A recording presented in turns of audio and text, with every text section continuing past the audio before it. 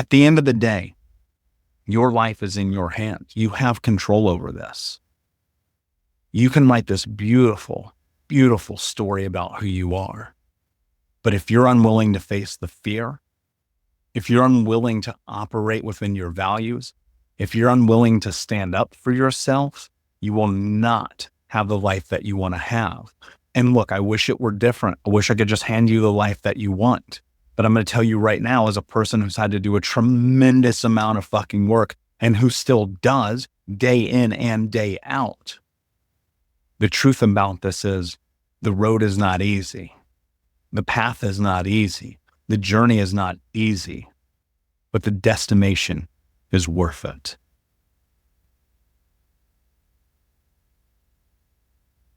When you're going through the process of recognizing and looking at your past self through the scope of where you are in the present moment, how do you reconcile you are no longer that person while balancing, okay, I'm in this moment, the future is uncertain, but I feel like I'm starting to tap into myself.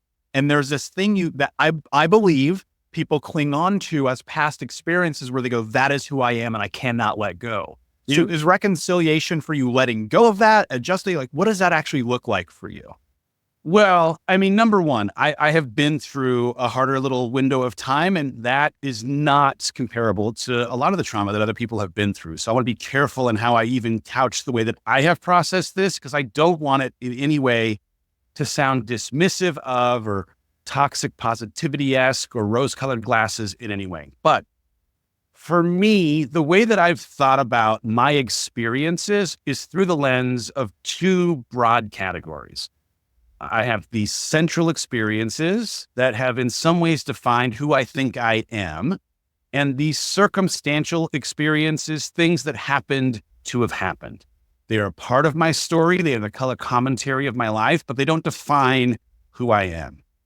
And when I think about my central experiences, think of like Inside Out, that animated Pixar movie, right? There are some things that are formative in our history that have been attributed positive or negative feeling. And those attributions inform in many ways who we believe ourselves to be and what we think ourselves to be capable of because of that positive or negative attribution.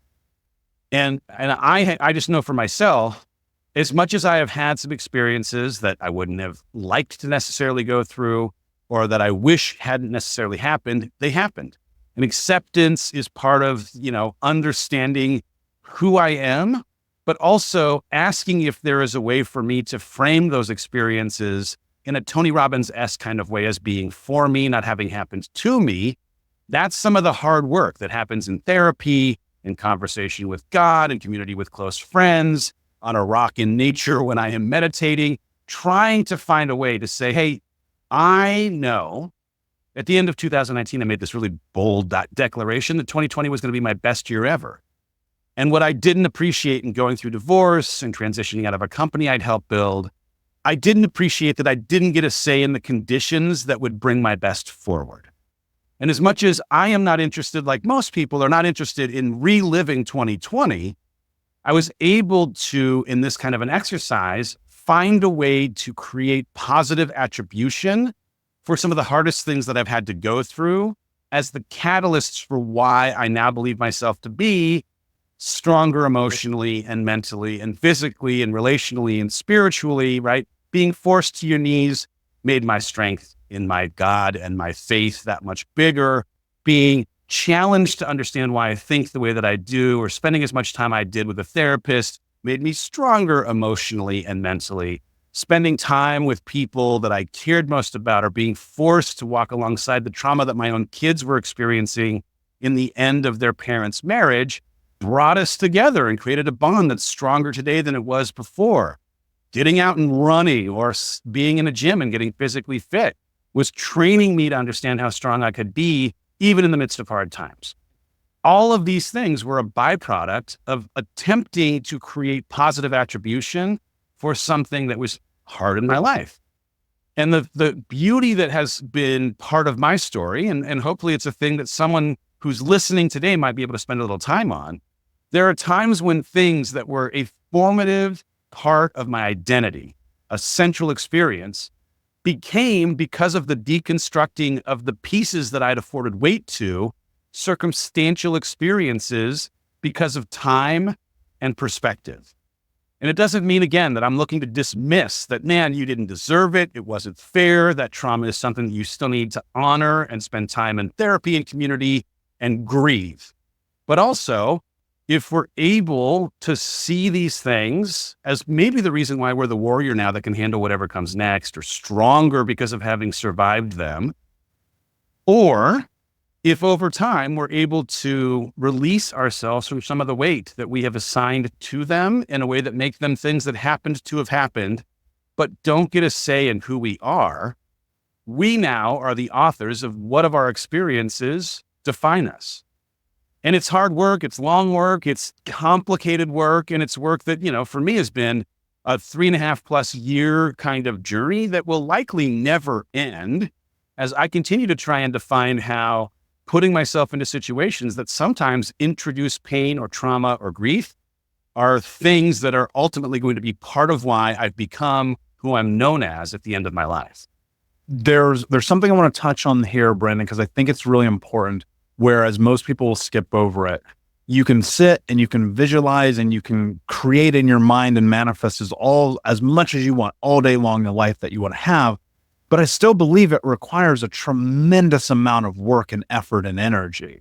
Would you agree with that? Because I don't want people just to hear you go, he thought about it and suddenly he had this $10 million business, Inc. 500. But, talk to me about the practical side of creating the life that you want to have while also navigating through the creating the life that you want to have in your mind. I love that question. And I talk about this in detail in my new book, The Golden Key, which, I'd love to gift to the audience, the audio and or ebook. The key word in law of attraction, action. And so learning, it's not just about sitting Indian style in the corner and, sending distance Reiki to create something. I'm definitely a doer, but so that comes very naturally to me and probably to you, it sounds like, but it's about finding that balance of, how do we manifest the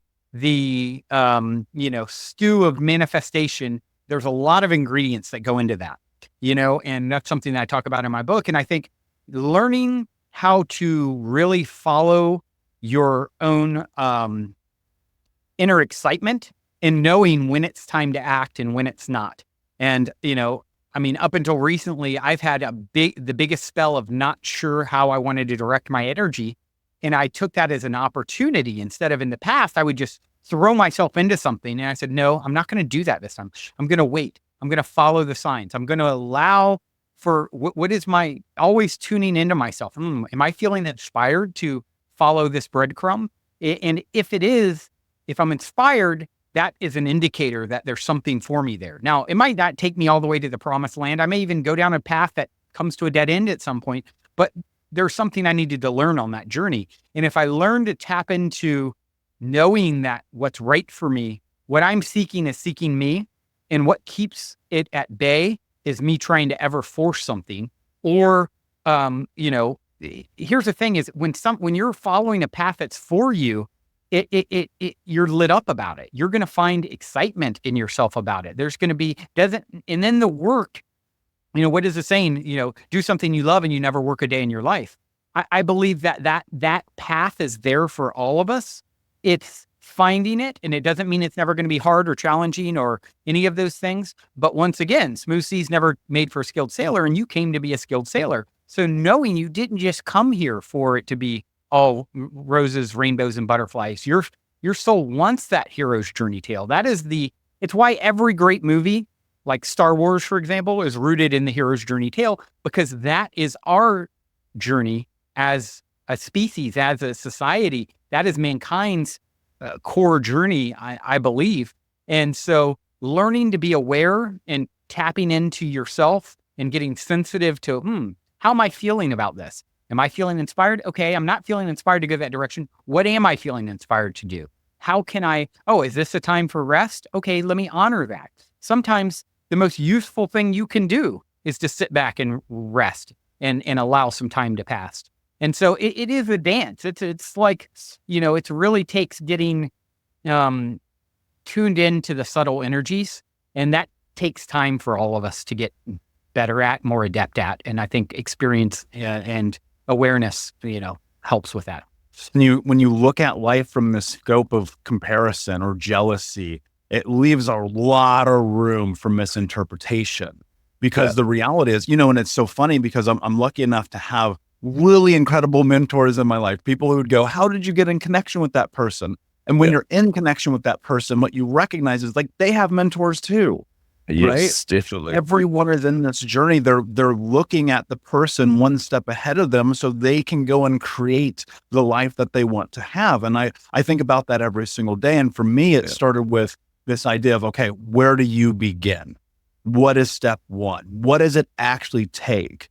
And I measure this idea of my life and what I want to build and what I create against the goals that I put in place. And I just go, okay, what do I have to do to get there? How do you get there? I think one of the hardest parts about this, Vince, is that people are terrified to write down their goals because it's often preceded by, I'm not good enough. I don't deserve it. Who am I to have this thing? Yeah. Talk to me about how you navigate that. Okay. One of the first things, one of the things I did, which was a funny thing, because I've suffered, we call this imposter syndrome. Obviously this sense that you don't belong at that table, the sense that you don't deserve the success that other people have.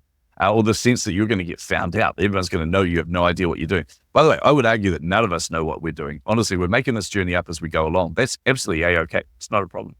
But there was a couple of kind of pivotal moments for me. I remember one of them was I was looking at other people's successes. And I started looking at these entrepreneurs that I looked up to. I was looking at these people that were making, mega coin off what they're doing.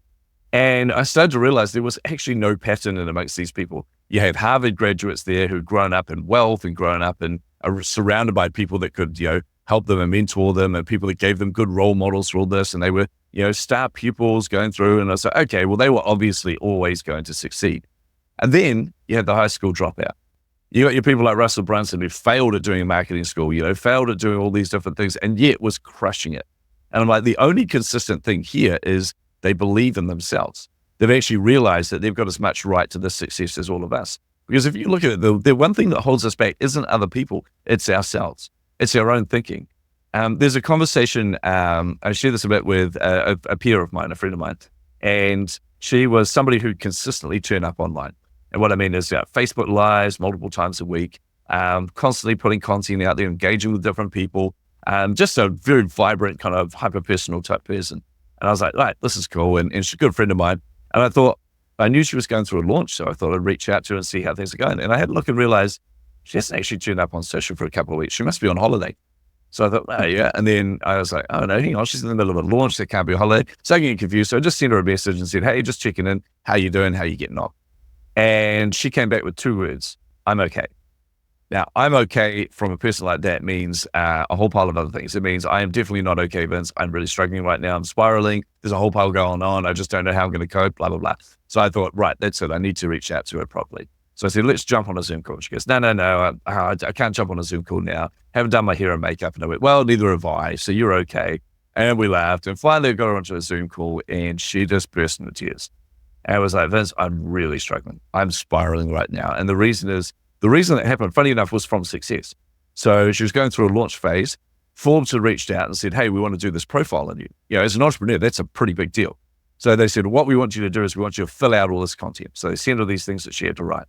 At the same time, she had a large corporate come to her and go, hey, I know you're doing your coaching work and things like that, but I really need you to do some consultation work for us. We're going to pay you bucket loads of money, essentially. So can you put a proposal together for us?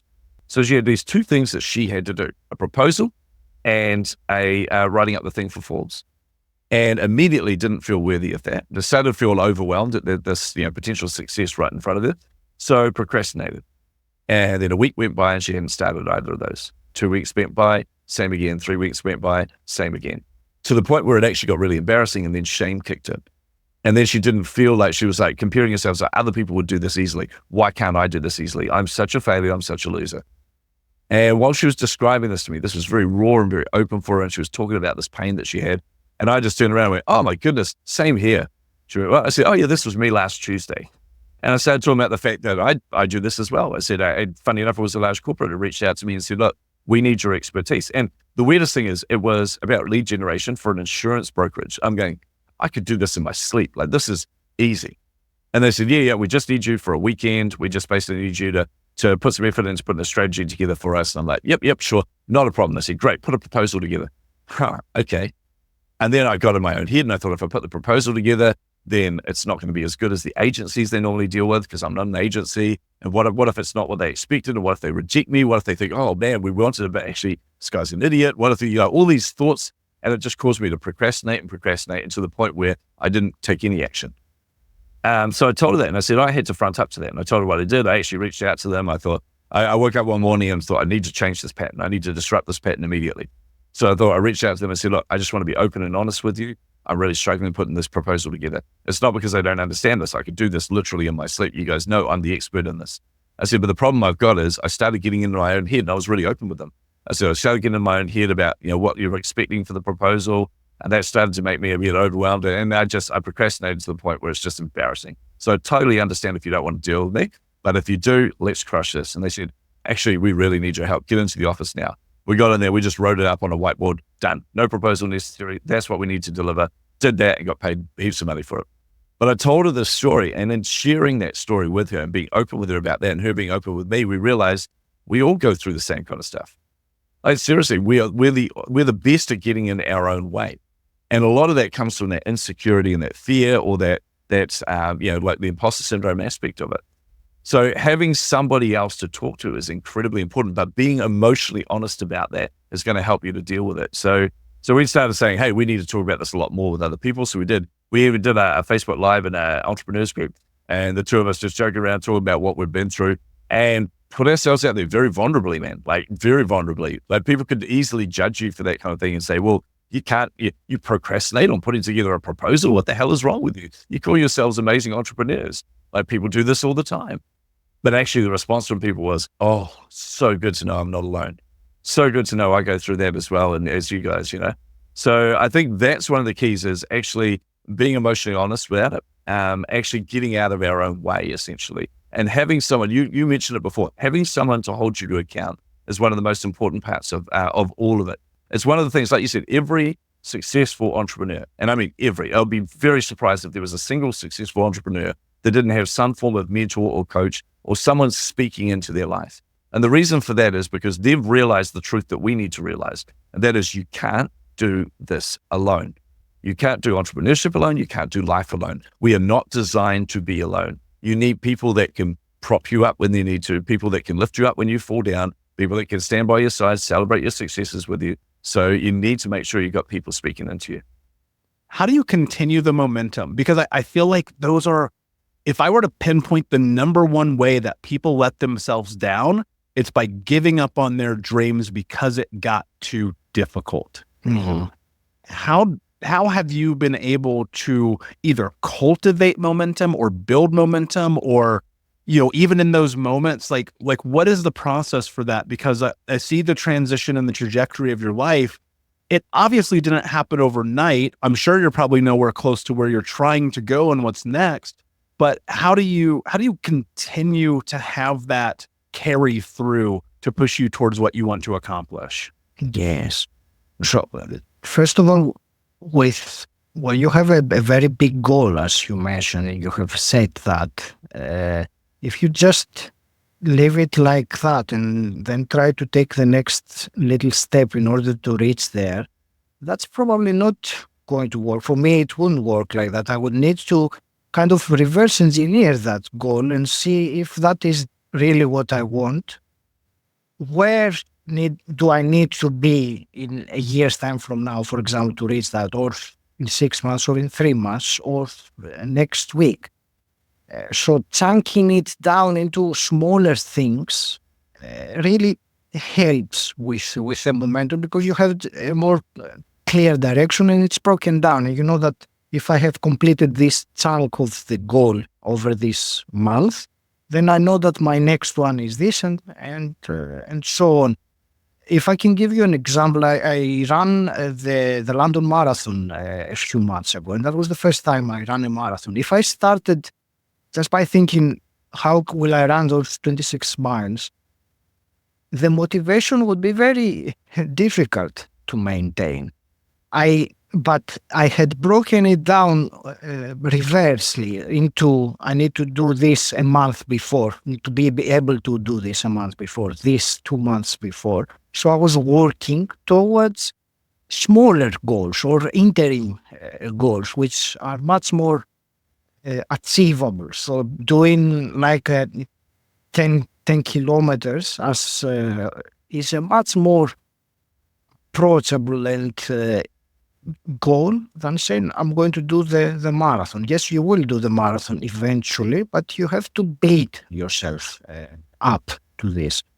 So I think that is the key to momentum, to one of the keys. There are many, but that is one of the keys, to have smaller sub goals that will lead to that big goal. And rather than looking at the very end of what you are wanting to achieve, look a little bit closer. What is my next step? Especially when, on those days when you really don't feel like you want to practice or work or run or get out of bed, or that's really the time that it has helped me to keep up the momentum. And if one other thing that comes to mind as an action, if you want, because momentum is very easy to lose.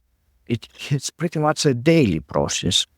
But if for any reason, because things will happen, life will happen, you get out of the momentum and you don't do what you wanted to do for one day, make sure 100% that there won't be a second day that you will not do the actions that you have set yourself to do. Because if it's easier, it's, get back on the horse as soon as you can. At the moment that 2, 3, 4 days pass, then you might as well start over, because your momentum will have dropped to zero. I don't know if you agree with that, but for me, these are things that I personally do, and they have helped me to maintain the momentum. And after a point, it just goes on. When you pick enough, it goes faster and faster. You don't really need to do that much effort.